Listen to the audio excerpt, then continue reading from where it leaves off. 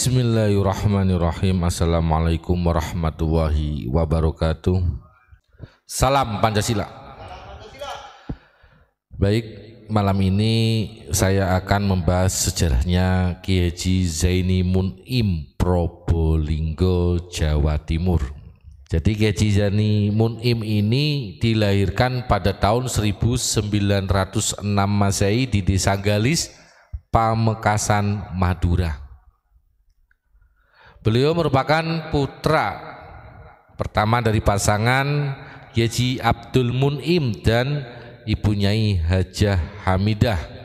Jadi Lora Zaini ini mempunyai adik Kiai Haji Zawawi Mun'im dan panggilan atau nama kecilnya Kiai Haji Zaini ini adalah Lora Abdul Mughni. Kenapa saya manggil Lora? Ini karena kaitannya adalah panggilan putra kiai yang mana mayoritas ada di Madura.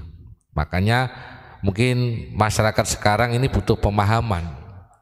Kalau di Jawa Timur ada yang manggil Agus, di Jawa Tengah ada yang manggil Gus, kemudian di Jawa Barat ada yang manggil Aceng, Tubagus, dan ini adalah panggilan ciri khas daerah ya, tidak mengurangi kehormatan, tapi memang setiap daerah di Nusantara ini mempunyai panggilan khusus untuk putra-putra kiai.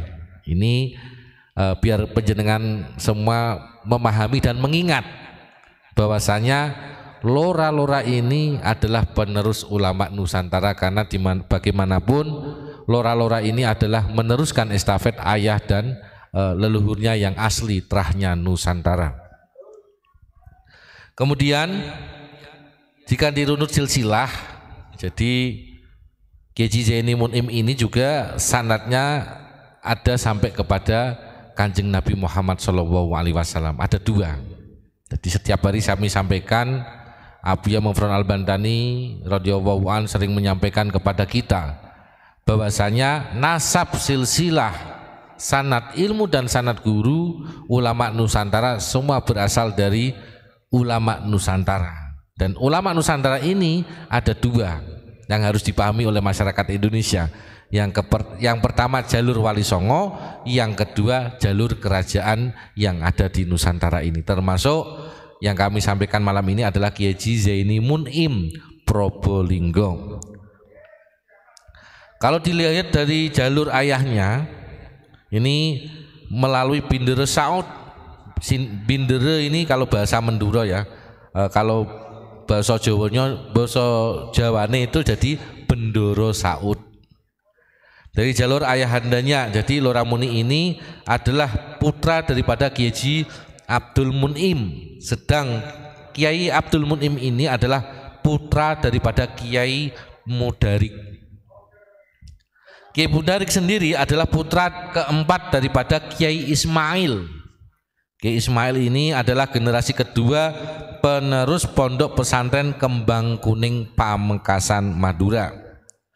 Jadi Kiai Ismail adalah keponakan Kiai Mahali, pendiri pondok pesantren Kembang Kuning.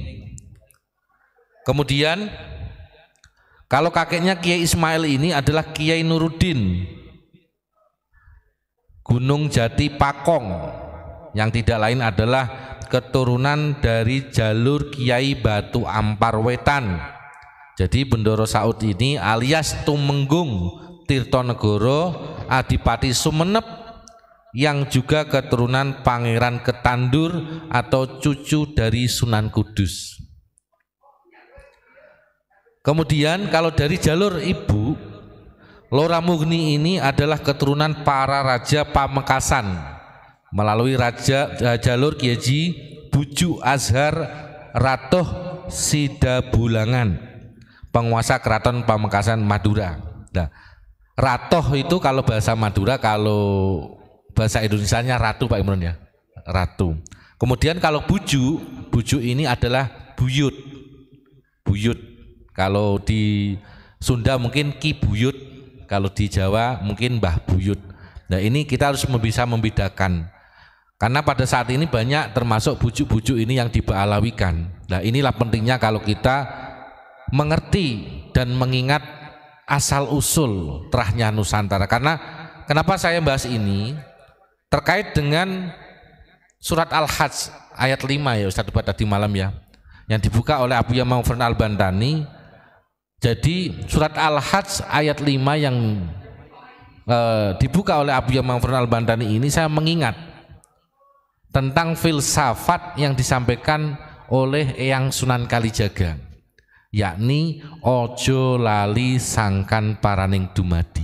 Jadi jangan lupa asal usul kita, karena surat Al-Hajj ayat 5 ini tadi malam yang saya tangkap adalah asal usul penciptaan manusia. Kemudian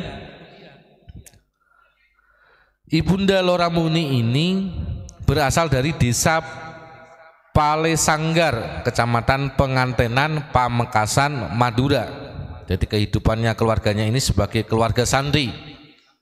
Jadi Kelora ini ketika menikah pada tahun 1937 ini yang akhirnya lebih populer dengan panggilan Kiai Haji Zaini Mun'im. Jadi nama kecilnya adalah Lora Abdul Mughni. Kemudian setelah beliau haji, kemudian masyhur atau terkenal dengan panggilan berganti nama dengan Kiai Haji Zaini Mun'im. Kemudian menikah dengan keponakan Kiai Abdul Majid Banyu Anyar, yakni Ibu Nyai Nafiah.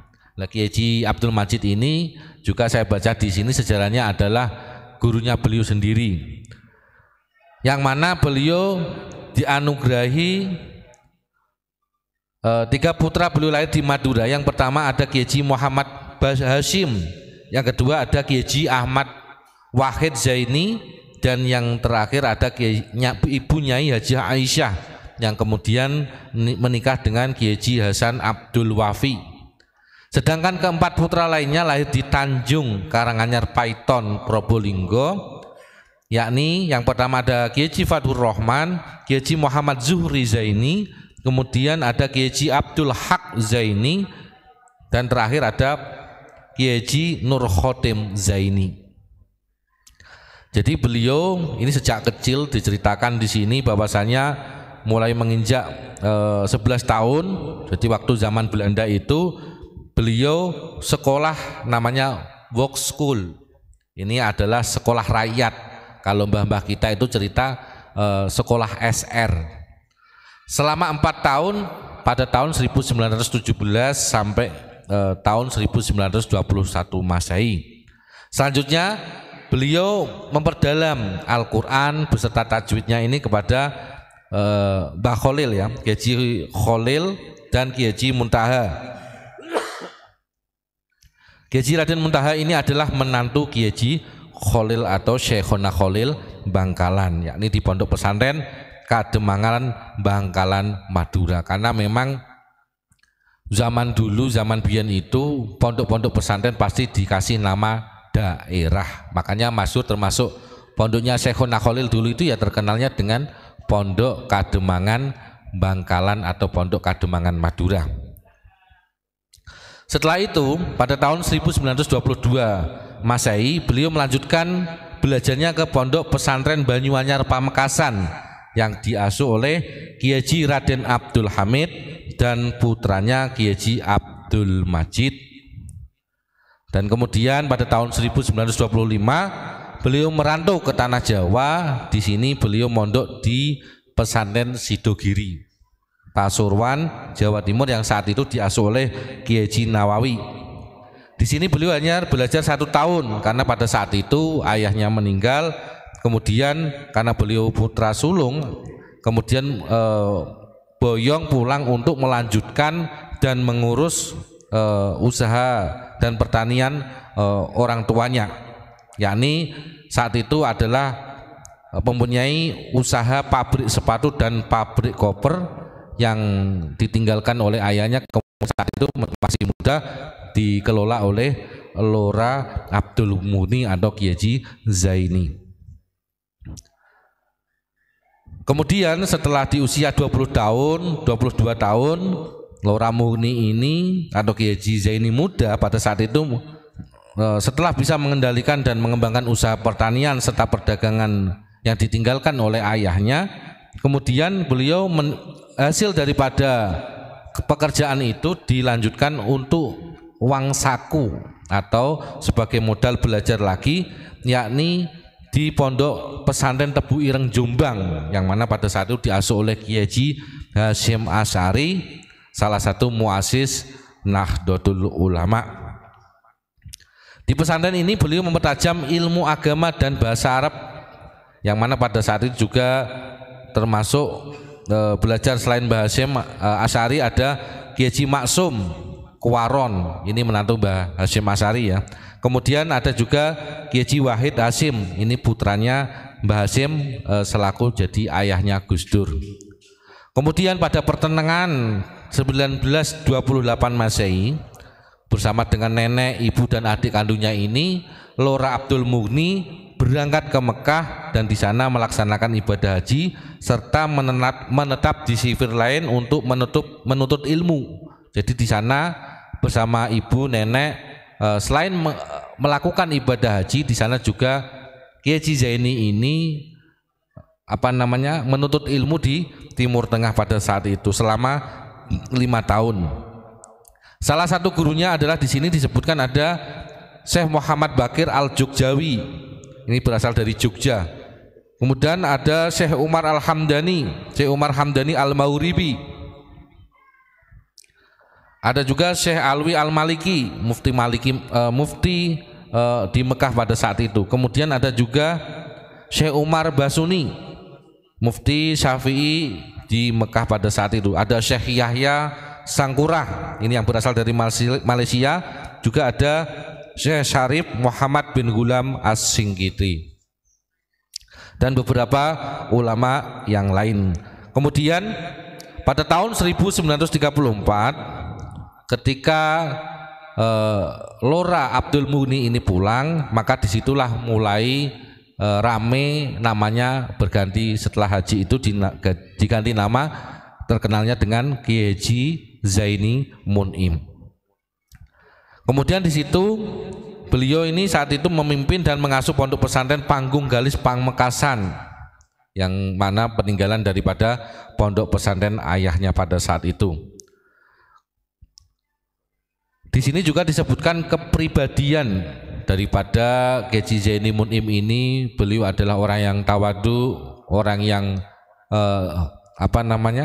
tegas, karena juga beliau ternyata di sini diceritakan selain berjuang di NU, Kiai Haji Zaini Mun'im ini juga termasuk pejuang, karena di sini disebutkan beliau pernah menjadi pimpinan barisan pembela tanah air PETA, atau bisa dikatakan sebagai komandannya pada saat itu.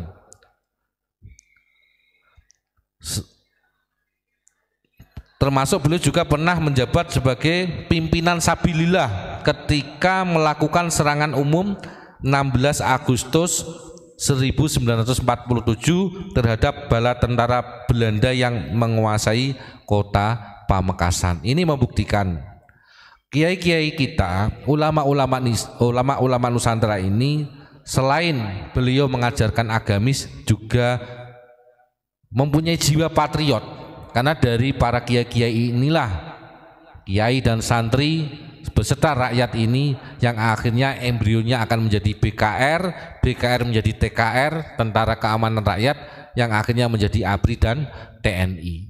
Kalau kita mengingat sejarah perjuangan ulama Nusantara, disitulah cikal bakal bagaimana perjuangan ulama Nusantara ini betul-betul toh pati jiwa raga. Jadi wajar kalau Habib Muhammad Al-Bantani pada saat ini mempunyai jiwa patriot yang sangat luar biasa, bahkan mendidik semua santri beserta jamaahnya untuk mempunyai jiwa nasionalis, karena di sini adalah suatu kewajiban. Dan bahkan ini bisa dilihat, Kiai Haji Zaini Mun'im ini pernah memberikan fatwa yang beliau katakan, orang yang hidup di Indonesia kemudian tidak melakukan perjuangan, dia telah berbuat maksiat. Orang yang hanya memikirkan masalah ekonominya saja, dan pendidikannya sendiri, maka orang itu telah berbuat maksiat. Kita semua harus memikirkan perjuangan rakyat banyak, bagaimana agar hukum-hukum Allah yang ada di dalam Al-Quran, baik yang tersirat maupun yang tersurat, dapat berlaku di bumi Indonesia. Bayangkan, ulama-ulama Nusantara selain agamis juga mempunyai jiwa patriot serta nasionalisme yang sangat luar biasa. Ini diajarkan kepada murid-muridnya. Maka pada saat ini mari kita ingat bahwasanya sanad keilmuan kita, sanad guru kita adalah berasal dari ulama Nusantara. Kalau kita pada saat ini tidak berani menyampaikan kebenaran, maka semua akan diakui. Mereka pada saat ini dari golongan penjajah, yakni Habib-Habib Yahudi, sudah berani terang-terangan menyampaikan bahwasanya kemerdekaan Indonesia atas perjuangan Habib. Kita bisa lihat, tadi saya menyampaikan, sanad TNI dan Polri semua berasal dari ulama Nusantara beserta santri, ada juga rakyat seluruh Indonesia mulai Sabang sampai Merauke. Karena yang berjuang di Indonesia tidak hanya agama Islam, tapi seluruh yang ada di Indonesia termasuk tokoh-tokoh agama, juga ada suku-suku. Karena di Indonesia ini ada Bhinneka Tunggal Ika. Kenapa saya mengatakan itu? Perlawanan terhadap penjajah mulai dari Aceh, Medan, Padang, Jambi, setiap daerah, Sulawesi, Kalimantan, Jawa, Sunda dan lain sebagainya, Madura, setiap daerah melakukan perlawanan. Ini membuktikan ada PETA, ada Sabilillah, ada Hizbullah dan yang lain. Disitulah yang akan direkrut menjadi BKR, kemudian 44 hari kemudian menjadi TKR, yang akhirnya menjadi ABRI dan TNI Polri. Sementara itu dulu, terima kasih. Wabillahi taufiq wal hidayah. Assalamualaikum warahmatullahi wabarakatuh. Salam Pancasila.